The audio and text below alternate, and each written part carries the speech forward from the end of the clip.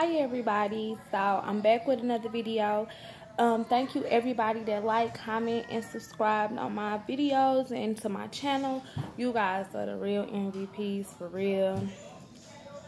And I just want to thank everybody that supports my channel and takes time out to watch it. Excuse my hair, I don't know what's going on with it. I'm just letting it kind of breathe and do its own thing today. I had it in 2 braids yesterday and it was really tight. And so now, like, my head is kind of tender, so I'm just kind of letting it do its own thing today. But I definitely wanted to come to you guys with a video I've been wanting to record since I've started recording videos. And this is my roommate horror story.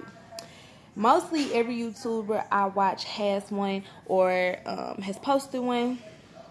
So I'm going to get right into it because it might be a little long. Because it's not concerning one roommate, it's concerning 3. So I'm just going to start off. So as many of you guys know, I was in the military. I was stationed in San Diego. My husband came out with me probably about 2 weeks after we got married. So he came out with me and we got a townhouse.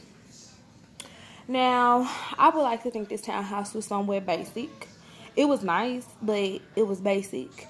And when I say basic, I mean like it shouldn't have been $2,300 basic. Like, why the fuck am I paying $2,300 for a townhouse? Not a house, but a townhouse. Granted, and it was only 2 bedrooms at that. But now, granted, it did come with washer and dryer. It did come with 1.5 baths. So we had a full bathroom upstairs and we had a half bath downstairs. We had 2 living rooms, so a living room and a den, kind of. They were right next to each other, though, so I was just like, it's a double living room. And we had, like, an eat-in kitchen and a garage, a 2-car garage. So I see where the price would be steep, but I don't really understand where it was $2,300. Because now we're back in St. Louis, and my house that I'm in right now, it's a nice house. It's not as new as those were. Those were probably built probably about 10 years ago. Or 10 years ago when I lived there, probably about 15 years now. But this house is, like, it's not as modern, but it's still nice. I have hardwood floors and everything. And I came with all my appliances except for a washer and dryer and the refrigerator. I had to buy my own refrigerator. So with that being said, I only pay $750 for a 2-bedroom. Plus I have a bonus room. It's not big enough to be considered a room, but it's big enough to where we consider it a room. It's my husband's like man cave. So yeah, so I didn't understand why it was so pricey. Mind you, I'm an E1. He does find a job, but at first it was only part-time. So we had to figure out a way to make up for some extra money while he was looking for a better job. We ended up renting out our 2nd bedroom. Now, when we did this, I didn't even know I was pregnant with my daughter. I didn't even know yet. So, fast forward. We had been renting out the room for about a year at this point, and it was a couple different people. We didn't really have any bad experiences. A lot of people just needed to rent out a room until they, you know, were transitioning housing, meaning they were waiting on an apartment to be ready, or they were coming from out of town to live in San Diego, and they needed somewhere to stay until they could find their own apartment. So we met some really nice people, and we really did not have any issues until this point. So it was the summer of 2015. My daughter had just turned 1. And so at this point, my husband did find another job, and he was making better money. But it was like we had got used to the money from renting out the room. Excuse me, we had got used to it. That was like our extra money that we used to do stuff that we wanted to do and to go out and stuff like that. You know, so, excuse me. Our total rent was $2,300 a month. We rented out our 2nd bedroom for $700 a month. Now, mind you, we still had an electric bill, and like I said, we had washer and dryer on site, so they didn't have to pay to wash. So we thought that was a really good deal. So, when my daughter was born, Okay, I got my timeline mixed up. This was the summer of 2014. And that's because when my daughter was born in May, we went down to St. Louis and we came back in the middle of July. And when we came back, two of my husband's cousins came with us. So they came with us. They didn't really know whether they wanted to stay or if they were just visiting. They just wanted to come down and experience something different and see where it took them. So they came down with us. And so we kicked it a lot because my husband was really close to them when he was in St. Louis. And so in turn, you know, I grew close to them as well. It was my husband's boy cousin, and then it was his girlfriend. So they both came down with us. They're around our age, a little bit older than us. And so his girlfriend, my husband's cousin's girlfriend, she really helped me out a lot with the baby. And it was just, you know, a good deal. It was all good with us. I had a sectional downstairs. It was a huge sectional in the second living room I was telling you guys about. That's where they slept. And we rented out the room upstairs, and our daughter slept in our room. Whether we had a room or not, she probably would have slept in our room anyway because we were very, very attached to her. Of course, that's our first baby. So we were very attached to her. If y'all heard kids in the background, I don't know why I'm out of breath. Let me slow down. So we get back. At the time, we didn't have any roommate. So we started looking for roommates to go in that other room because even though they were there, we still needed the extra money. So eventually we found a couple. Fuck it, I'm going to say their real name. I don't care. Their names was Callie and Shauna. Now, Callie and Shauna, they were cool at first. They was real cool at first. But what pissed me off about them, okay, I'm going to start from the beginning. So they moved in. They came over. They looked at the house. They gave us the money. We sat down, talked about the rules, all that. So that was basically it. So mind you, they had a lot of shit. Like when I say they were younger than us, they was like probably 18, 19. They did tell us that they were previously foster children. They had aged out the system. And they had, you know, decided to be together. You know, there wasn't none of my business. I was like, cool. So they had a lot of shit. They had like a couch, an air mattress, like 2 big ass dresses, a bookcase. They had a lot of shit. And that concerned me because of the simple fact that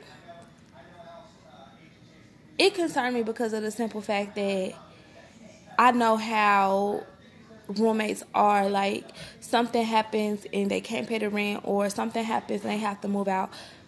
You need to be able to make sure you can get all this shit out of my house.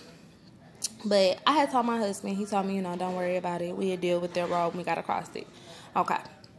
So the first night they were there, I remember me, my husband, and his cousins, we were all downstairs. We were playing cards. My daughter was downstairs with us. She had like this little bouncy chair that it was like she laid in it and it moved while she laid in it. It was kind of like a swing, but it was on the floor. But anyway, she was in it. We were just all downstairs chilling. I think we might have been having a couple drinks. And so, and that's the big part. We were having a couple drinks. She was in her bouncy thing, sleep. No big deal. Nobody was like belligerently drunk or anything like that. We was just having a couple drinks, playing cards. So we hear something upstairs, and it sounds like moaning. So my husband stops playing cards, puts his cards down. He goes upstairs, and I heard him bang on the door and was like, hey, none of that. We not going to have none of that. So he came back down. He was like, they in our shower fucking. You couldn't do that in your room. Why would you have sex in the shower knowing that you share that's a common space that you share with everyone else? And then you so bold, you do it to where we can hear you. To this day, it don't make sense. Because I've lived with people. People have lived with me. And nobody ever tried my life like that. Nobody has ever tried my life like that. So I think after that, I think that me and my husband had sat down with them and talked to them and like kind of told them that was unacceptable. And we gave them not a pass, but we gave them more of a understanding because they were young. And like I said, they were in the system. So we don't know if anybody has ever taught them, that's not okay. I'm not saying that people in the system don't have any morals or values. That's definitely not the case. But I think that when you are in the system, sometimes you don't get to that person that teaches you that. Sometimes you're lucky enough you do, or your own biological parents have taught you. But sometimes you kind of don't know, like, social etiquette because nobody has ever taught it to you. So I gave them a pass, like, okay. A couple weeks later, everything going good, everything going smooth. I go downstairs and I'm about to make me something to eat. I'm like, okay, I will eat a peanut butter and jelly sandwich. No, matter of fact, my cousins, his cousins, I call them my cousins too. But I was like, I'm about to make us all some peanut butter and jelly sandwiches. I think we was hungry and the food was cooking, or the meat was thawing out or something. But we was like all hungry. So I was like, okay, I'll just make us something quick. I go look in the cabinet. My peanut butter gone. I'm like, my peanut butter gone. And that's weird to me because peanut butter was always one of those things that when I got to the store, I bought more of, even though I already had it. I don't know why. I always bought hella peanut butter, but every single fucking jar of peanut butter was gone. And, like, I just found that really fucking stupid. Like, why would you not take one jar, use it, and put it back? Because one thing about me, I am the type of person I feed anybody. If you come to my house, you tell me you're hungry, I will feed you. Especially if I have it to do. Now, if I don't got no food or I didn't make enough food, then I'm going to be like, I don't got enough. But if I do, I will feed you. So, some told me, and I think my husband was at work. I think I was at home. I think it was me and his cousins at home. Something told me to go to their room and look for my damn peanut butter. And I did. Hold on, y'all. Play nice. Play nice. They gonna take each other fucking head off one day.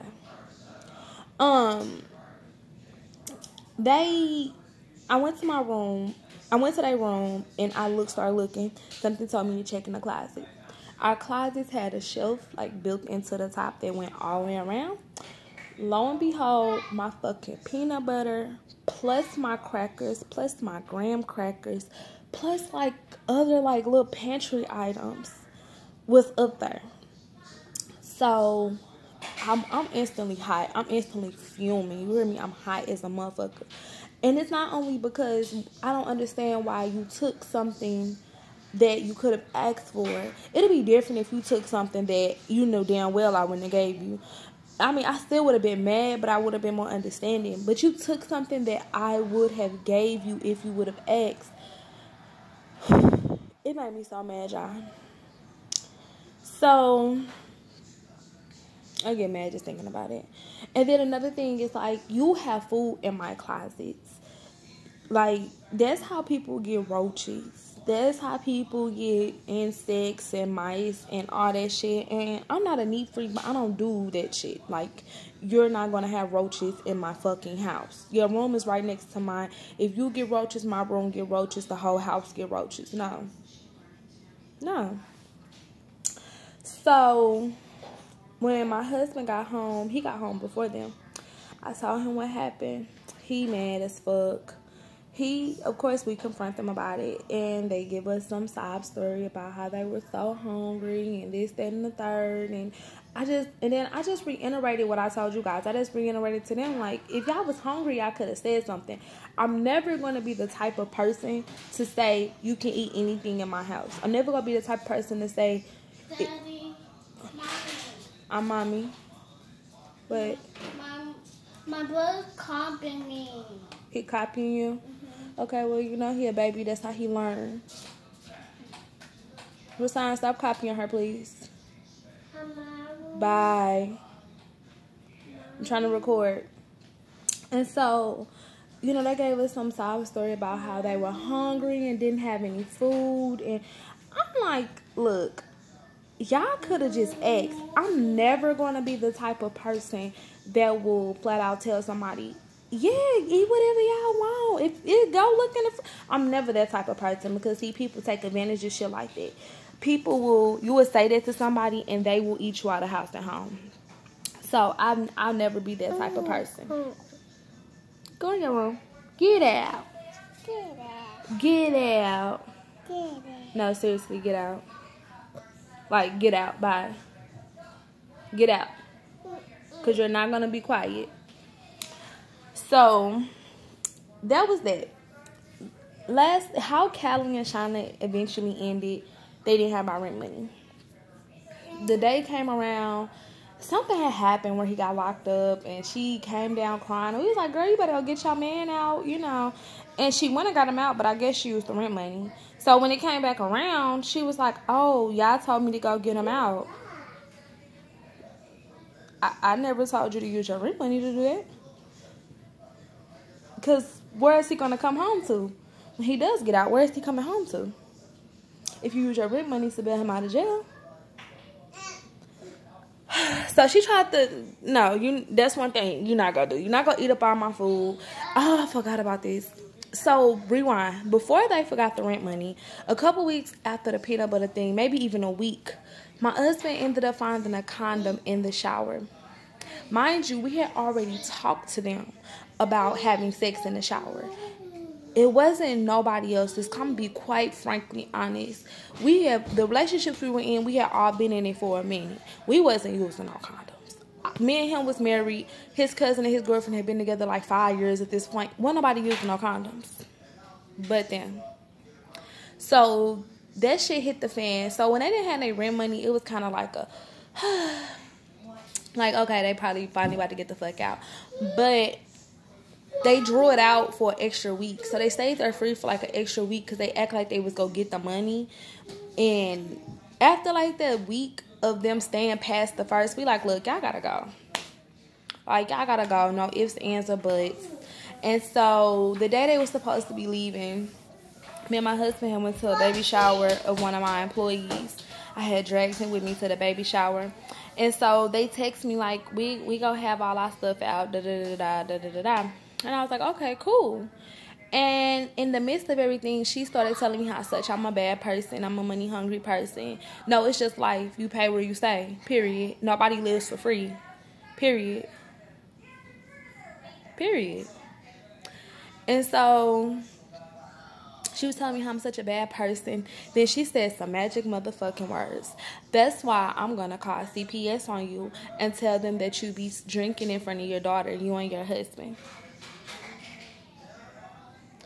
First of all, nobody is sitting up getting sloppy drunk.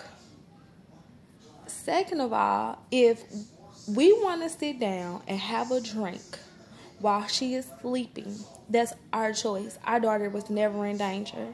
It was never a time where we got in the car and drove while we were drunk with her in the car. Even ourselves, at that matter. I was in the military. I was not fucking with that. You couldn't drink around me if you was underage. None of that.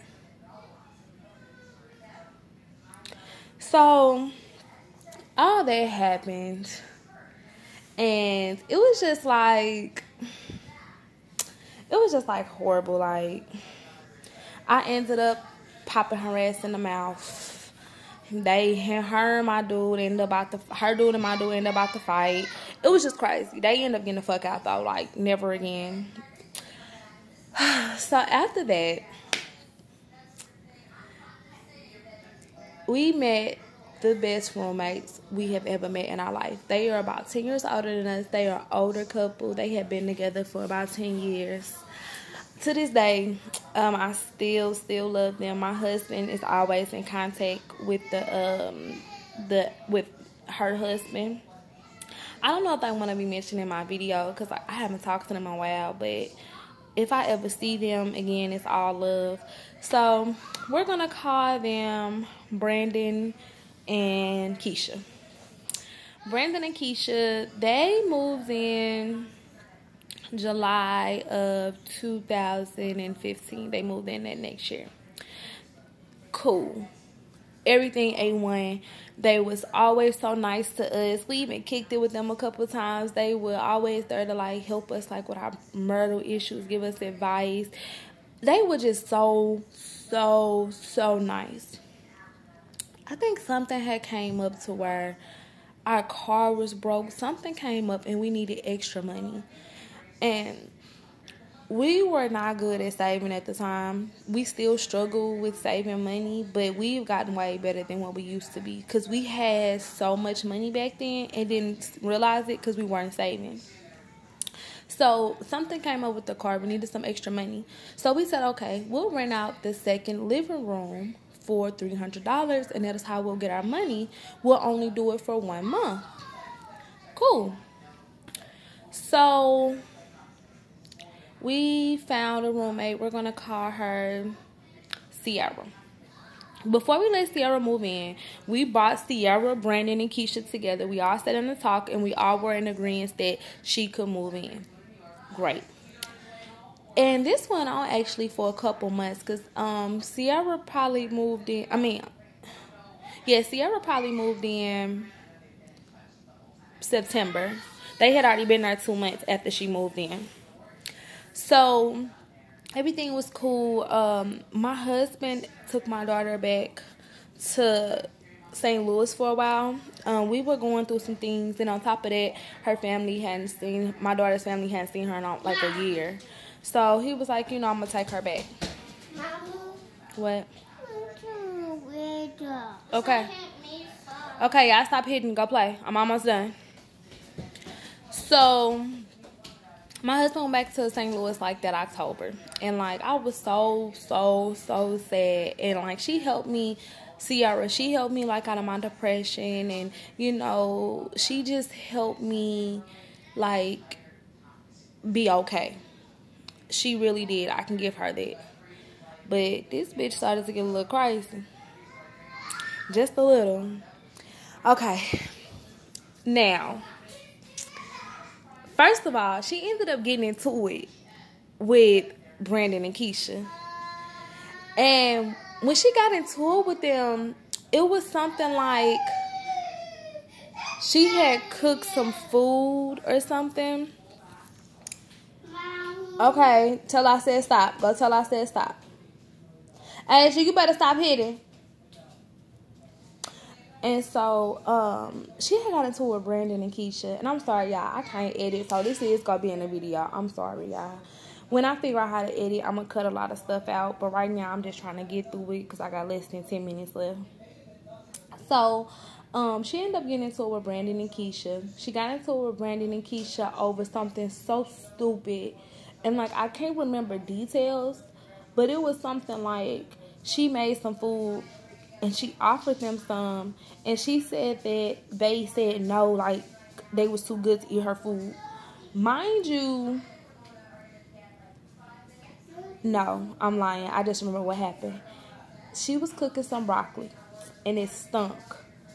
And Keisha came downstairs to open up the back door because it did stink. I remember it did stink. It smelled like the whole house smelled like a fart. And she got offended by it.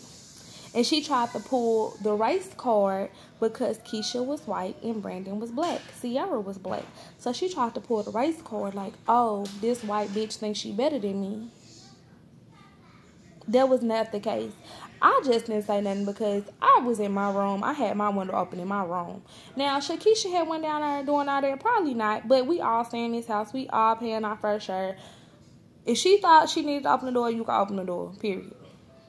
So she ended up getting into it with them. And so immediately I jumped to Keisha and Brandon's side. Because even though I had made a bond with Sierra, I knew the type of people that Brandon and Keisha were. They were not shit disturbers. They did not cause problems. We never had a problem with them. So I automatically like, whoa, hold on, Sierra, chill out. First of all, chill out. Don't do that. And Sierra was damn near old enough to be my mama. Sierra was probably like 37, 38. She was damn near old enough to be my mama. She was old enough to be my mama. So I had to end up calling my husband on FaceTime because I obviously could not handle the situation. And I ended up putting him on FaceTime. He ended up getting on FaceTime with Brandon. He stepped out in the hallway and talked to him. When he came back, he had calmed Keisha down. And Sierra was like, fuck y'all, basically, and went downstairs. So me and her had like, you know, that kind of put a wedge between us, because don't come in here starting shit with my pre-existing roommates. I fucks with them too. And so after that, it's like every time I went somewhere, it was like, where you going? What you doing? Da da da. And I'm like, bitch, if you don't leave me alone. Like, bitch, if you don't leave me alone.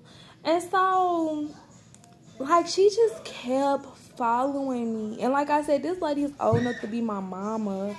And so one day, they was having something on base. And I was like, trying to go or something. It was like a party or a picnic on base. Something dealing with my command, my job.